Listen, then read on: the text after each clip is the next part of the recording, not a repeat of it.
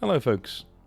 There is no intro or background footage today because I've had a fresh clean wipe of Windows on my PC and I'm slowly rebuilding everything back up again. So I've lovely having a fresh install. It's great, much quicker, nicely done. And yeah, so we're going to be able to get some more B-roll footage for you pretty soon.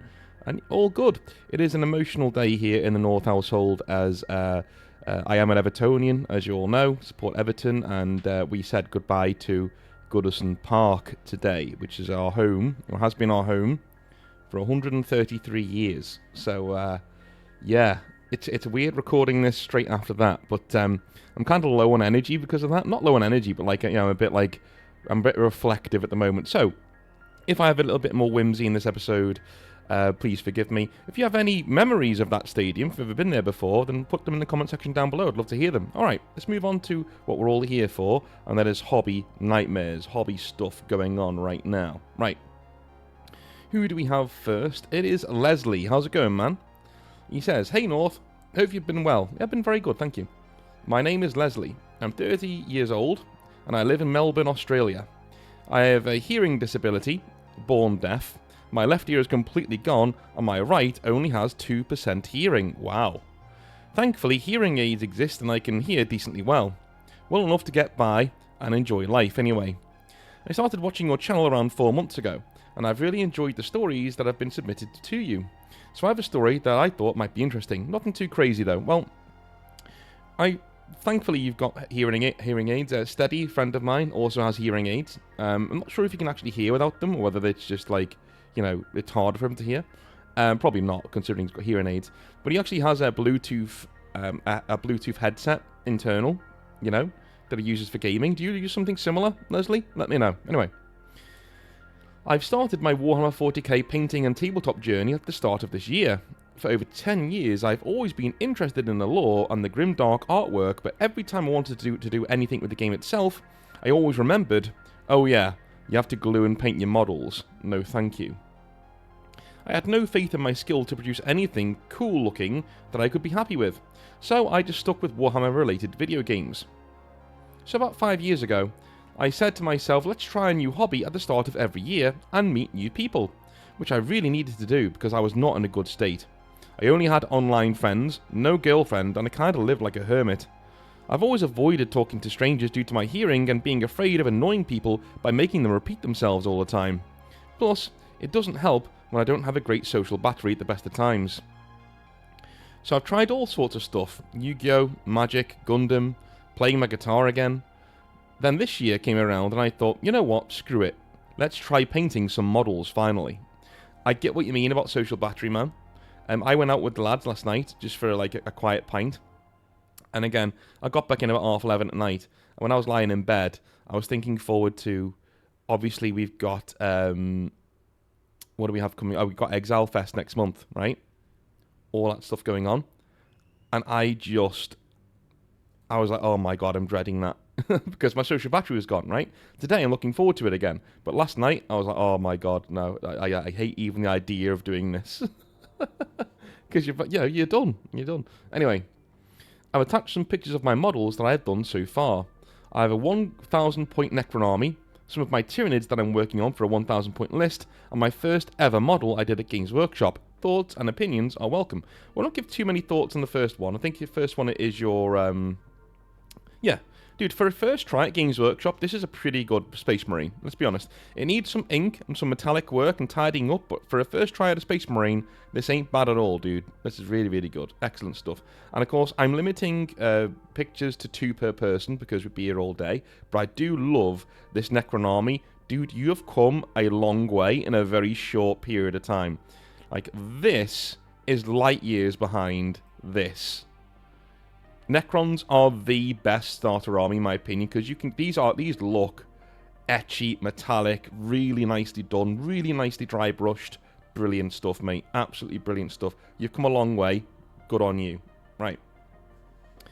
Now for the nightmare to start. I go to this local shop, half an hour drive from my place. The shop was small. The owner and other players were pretty cool. They had a beer and pretzel kind of vibe. The owner taught me how to play the basic stuff. movement, shooting, melee, and using stratagems, things like that. The next thing we know, the shop has a new player. I've been going for nearly 2 months now and it's been really fun, until 2 weeks ago. It was the most frustrating experience I've ever had due to my deafness. On a Saturday morning at 10:30, I met my opponent. We'll call him Lister, since I've been watching Red Dwarf recently. The first problem was Lister was a quiet talker and was playing the new Emperor's Children army, and I didn't know too much about what they do. So, off to a bad start already, but I can deal with that. Then, 15 minutes later, the shop started getting louder as more people started to show up. I thought, this is kind of more loud than usual. The shop only had 3 tables and around 12 people showed up, with me included. So they had to use the tables to stage a 3v3, 2v2 and 1v1 game to fit all the players. I was of course at the 1v1 table. The problem was, the 3v3 table was on my right, where my good ear was. As we were preparing the game, I told Lister that I was deaf, a new player, and I've only played a few games but never tried the primary objective and secondary mission stuff. Lister said, I have a mission pack and we can try that out if you want. I was like, sure. No idea why I said yes. I didn't really want to learn a new core mechanic when with the background noise was really this bad. I thought it wouldn't be too bad because I did watch tons of play on tabletop to prepare myself for when I started playing, so I'll just wing it. So the game goes on, and more problems arise. Like not hearing 70% of things he explains to me about his army abilities and stratagems, me forgetting certain parts of the game and strategies that could have turned the tide of the battle, like me putting the enhancement on my Overlord that gives my Necron warriors stealth. Lister seems a little inexperienced fighting against Necrons. Every time I did something, like popping up my Resurrection Orb, or bring back my warriors, or using the stratagem that can bring back infantry characters back to life at half health, he seemed to have a surprised look on his face like, what, you can do that? As the hours go by, we didn't stop to eat, so I was getting hungry, hangry, and frazzled. I could see that Lister was getting tired of being made to repeat himself. One moment happened near the end of the game. I rolled 3 4+ feel no pains, and he said, no, it was only 2 damage. I said, oh right, my bad. Without thinking, I just grabbed a dice from my tray and put it away. I looked up, and Lister had a frustrated look on his face, and he was telling me something, and again, I couldn't hear a damn word. I was like, okay, whatever, dude. Lister then backed off, and we continued playing. I understand afterwards how that was a problem, because it was basically just cheating. What? How? I don't understand what you mean. I don't understand what you do. So you rolled 3 4+ feel no pains, right? And he said, no, it was only 2 damage. I don't know why that's cheating. People in the comment section, please explain why this is cheating. Anyway. The game finishes, and I walked up to him and extended a handshake. Lister shook my hand and asked, what did you think of the mission pack? Which I responded, yeah, not too bad. Definitely changes the game up. Just need to remember them when I make decisions throughout the game, you know? As we packed up, Lister said, I don't want to sound too mean-spirited, but that moment with you just picking up the feel no pain dice was really frustrating and could really annoy people. I know you're new and it's been noisy, just to let you know that for future games.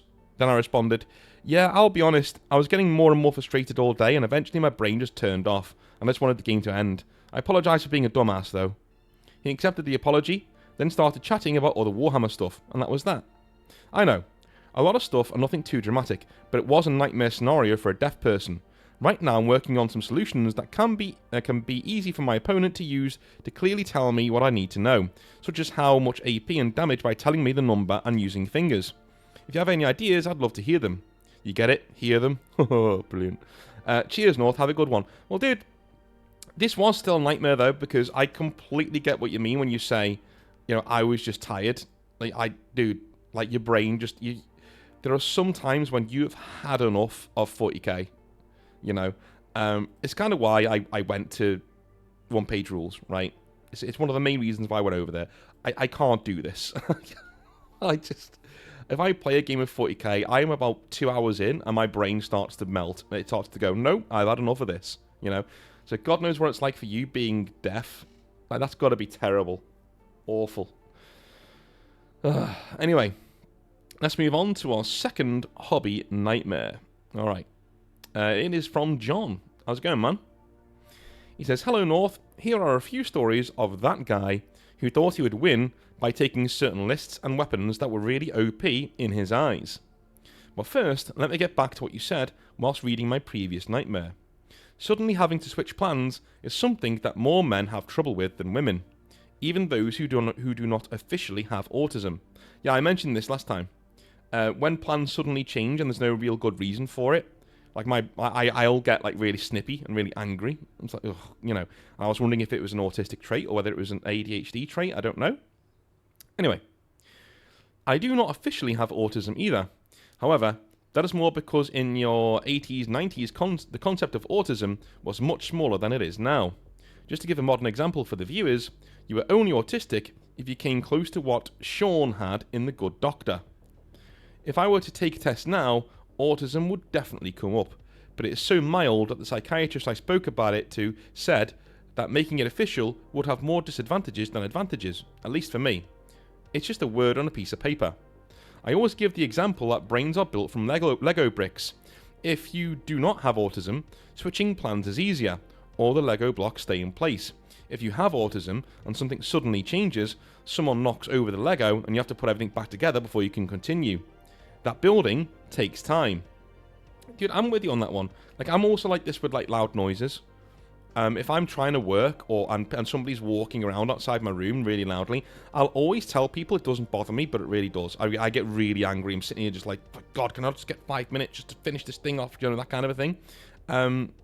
So obviously, you know, I think I do have certain traits here. But anyway, then let's jump into the hobby nightmare, shall we? Story number 1. Croissants and an early lunch. This story is a while back, 6th or 7th edition 40k. It was a 1,000 point tournament at the local gaming club. I went with a Space Wolf drop pod list. My first opponent was a Necron player, that guy, who thought his flyers were OP and fielded 3 of them. At that time, you could only fit flyers you could only hit flyers on a 6+. Yeah, I remember that. All flyers, yeah. 6+ to hit them. Awful ruling. With that rule in mind, he used up almost all of his points on his flying croissants and only had 1 HQ and 2 troops left on the field. Round 1. Because there were a few units on his side, my 2 drop pod units came in hard. Everything that came out immediately started shooting at the Necrons and could then also attack them. Both the HQ and the troop units died. Then it was time for his round 1, but with what? He had nothing left on the table, and the flyers could only come on in turn 2 onwards. Back then, you would have won a 40k game if the opponent had no units left on the table at the start of the turn. Fortunately, this rule no longer exists. No, I don't agree, man. I think having this rule almost forces opponents to actually play the game and not be dicks about it. You know, this guy's saying, oh, I'm going to bring up all my things in turn 2 and you're just going to be decimated. Well, not if... You still got to be very careful about what you have on the field, my friend. Because if I wipe you off the field, then your reinforcements have nothing to support. If your reinforcements have nothing to support, then tactically they shouldn't drop. Do you know what I'm saying? Say if I'm teleporting a load of Grey Knights in, because they're supporting an army I've got in the field, if that army is wiped out, there's no reason for them to teleport in. So you wouldn't. You call it off, you know? Hence, me losing the battle. That's how I think about it anyway. That way he could see right away that 3 flyers with 1,000 points did not work. We had a lot of time left, so we went to the McDonald's for a nice meal, and we were back in time for round 2. See picture 1 of my Big Mech. It is from another tournament, but it's still funny. Alright, let's jump into that picture of the Big Mech. Oh, I like these. These are pretty cool. These are pretty awesome. Awesome stuff. I'm just going to take a quick sip of tea before I carry on. There we go. Alright. Story number 2. You don't have enough bullets. A few months later, that guy had found something again.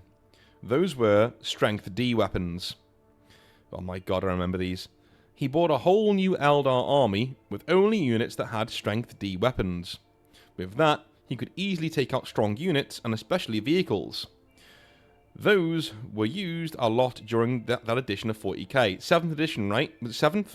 I think it was. 6th and 7th, I think. Not knowing that he had that list, I came with my Catachans. My real challenge was that I built an army with only models that walk. So only models on foot and a few walkers. See picture number 2. I really like this army. I really like this army. This is a cool looking army. Look at that. That's so cool, man. Several players at the club came to watch this match, and there was a clear reason for that. They liked it when that guy thinks he has broken the game, and then sees that he will be defeated later on in said game. He was not really popular in the club at the time, especially because he used those kinds of lists against new players, and he also bends the rules to his advantage. More about that in Story 3. Why would I auto-win this match? He never had enough shots in 6 turns to take out all of my models. Yes, you can blow a guardsman to ashes with your strength D weapons, but there are more where they came from. I have more bodies than you have bullets. Guard are better killed with normal weapons, and he didn't have any of those. He had all of his points in weapons that were invincible to him. Yeah, dude, this is a guy who's not very bright. We're going to Story 3 in a minute, but this guy is not very bright at all. Like, I'm just saying. I don't even think you're getting that much out of it. You're just absolutely smashing this dude. Story number 3. Everybody can do magic.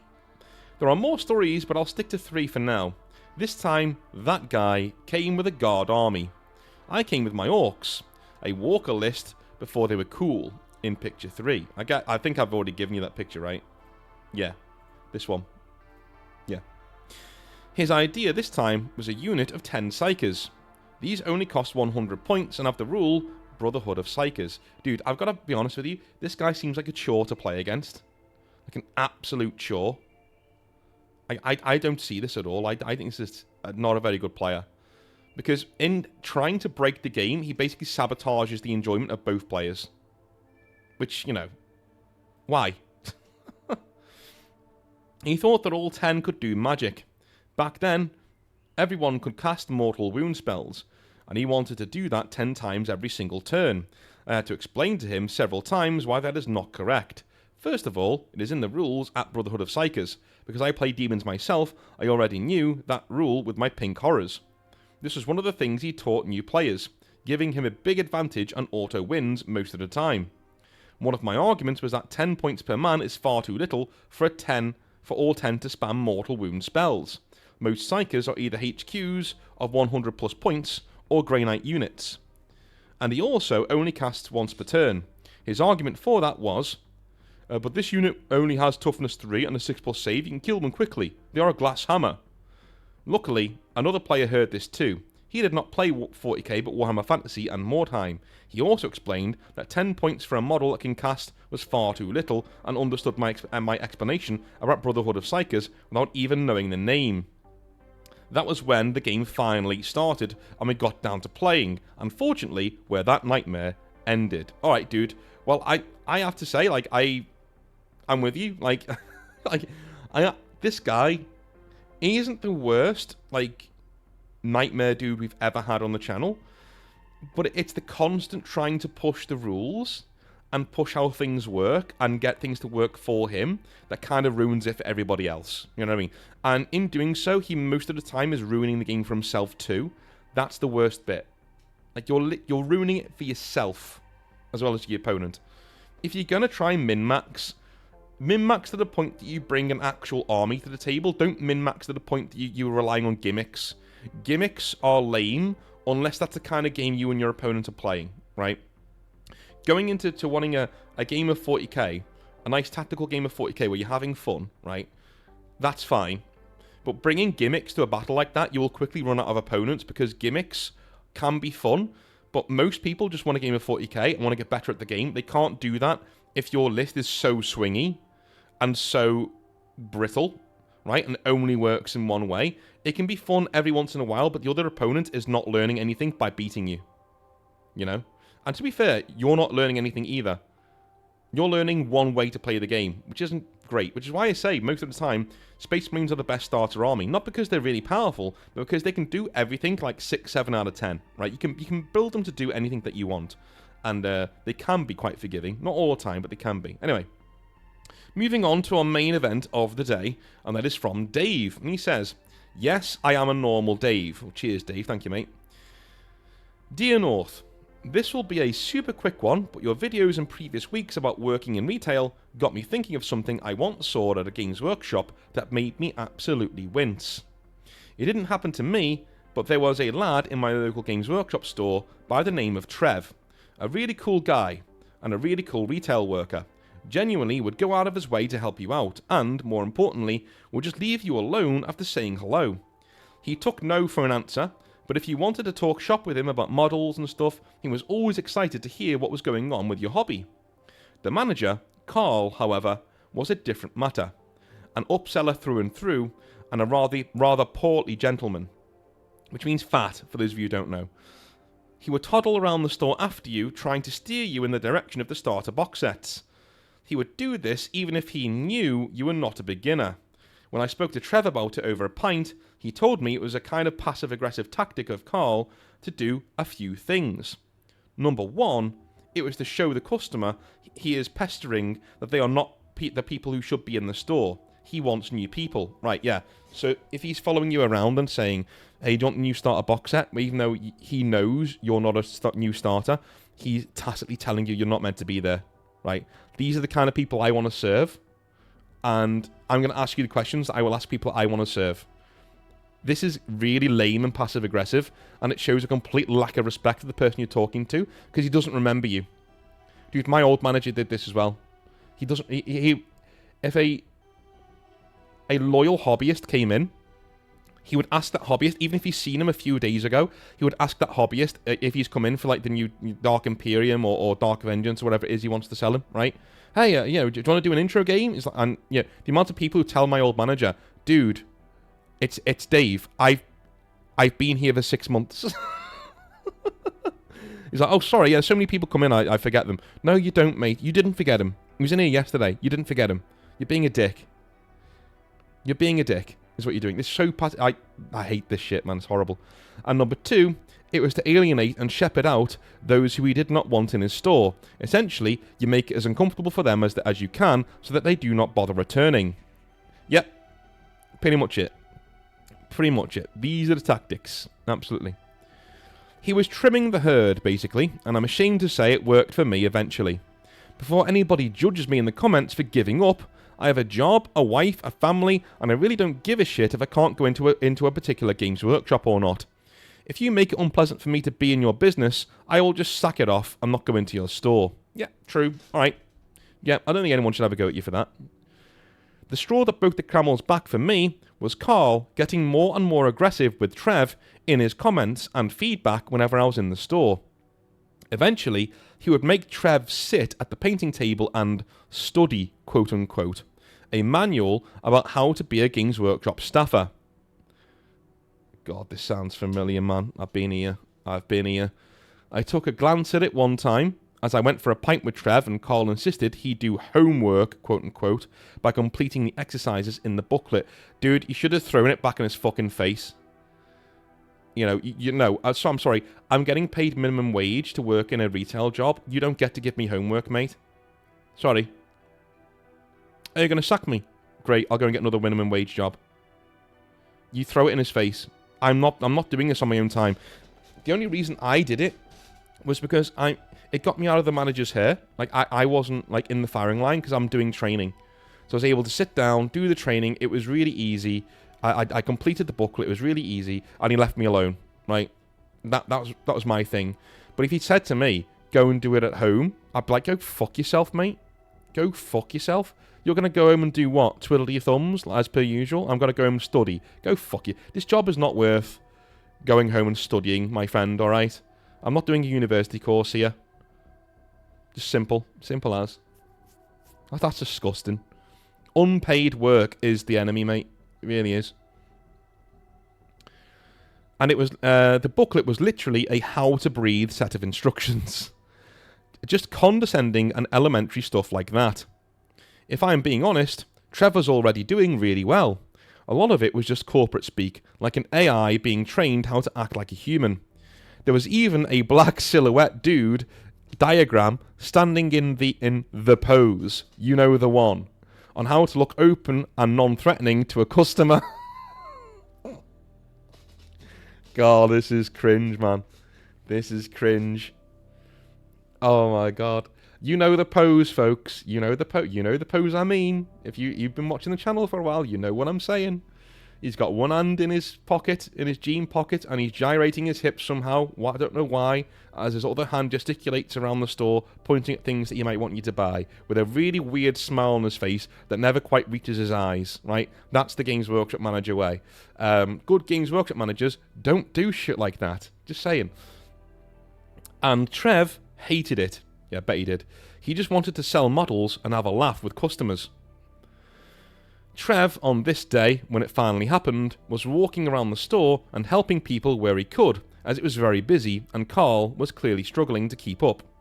Carl kept telling him to go back to his training desk.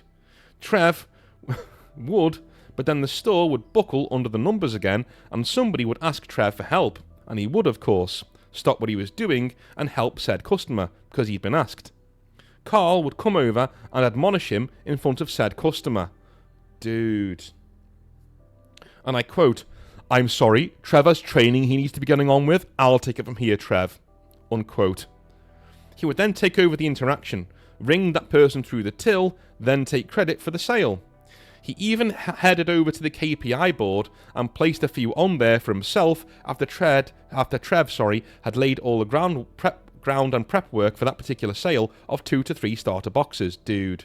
Yeah, some Games Workshop managers do that. They have a little like leaderboard of who sells the most KPIs. Number one, my manager did that. I kept putting on fake ones because I'm sorry, I'm getting paid minimum wage. I'm not playing these stupid fucking games, right? A league table of who sells the most KPI boxes. By the way, Mr. Manager, who gets credit for us selling all of these KPI boxes, key performance indicators? These key performance indicator boxes, who gets the credit for that? You. You get the credit for that. Incentivize me to sell these KPI boxes. And a league board where you try and steal my points is not the way to do it. I would go on there all the time and I would just like put more points on for myself and for my colleague as well. Because fuck this guy, right? It was really hard to prove we were cheating, but fuck that guy. I'm not doing that. Sorry. Get paid minimum wage. I'm not jumping through your little hoops. Pay me a bit more, maybe. But I'm for minimum wage, mate, no. I'll tell you what I'm going to do. I'm going to turn up, I'm going to sell some models, I'm going to be nice to the customers. That's what I'm going to do. That's my job. I'm going to keep the store clean and safe for the customers. I'm going to make sure that they can do their hobby and that they feel appreciated and I've got a smile on my face and everyone's having a good time. And everyone's buying models. That's my job, right? Doing your shitty training that you've made up out of your ass, trying to get KPIs on the board so you get credit for them isn't my fucking job. Right? You want me to be incentivized to do KPIs and jump through hoops for you? Be a better manager. Incentivize me. Incentivize me with other things than I might sack you if you don't. Dickhead. Out of nowhere, as the day wound down, I heard shouting from beside the model cabinet. Trev had again helped a customer rather than stick to his training, and Carl snapped. "You're supposed to be doing training. How do you expect to get better if you don't bother to learn? My God, you are so lazy. This is ridiculous," Carl was shouting at him. Trev was standing there with balled up fists, probably ready to smack the bastard. "I asked you to complete Chapter 7 today so I could mark it." Mark it? He's marking your work? Pathetic. I'm sorry, pathetic. Get in the fucking sea. This guy's terrible.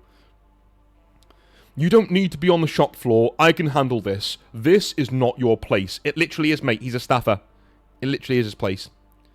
Finally, Trev looked at Carl and said calmly, obviously trying to contain his nerves and his rage, and I quote, "I completed Chapter 7 before lunch today.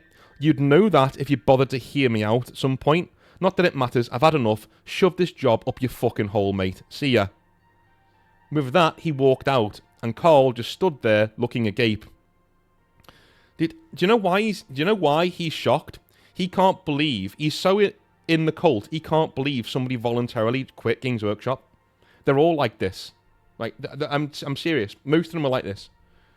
They're like, "Oh, it's so easy to get kicked out of heaven. Oh, God, it's so good working here. You should really be paying us to work here." Go fuck yourself. It's that attitude, man. You know, it really is.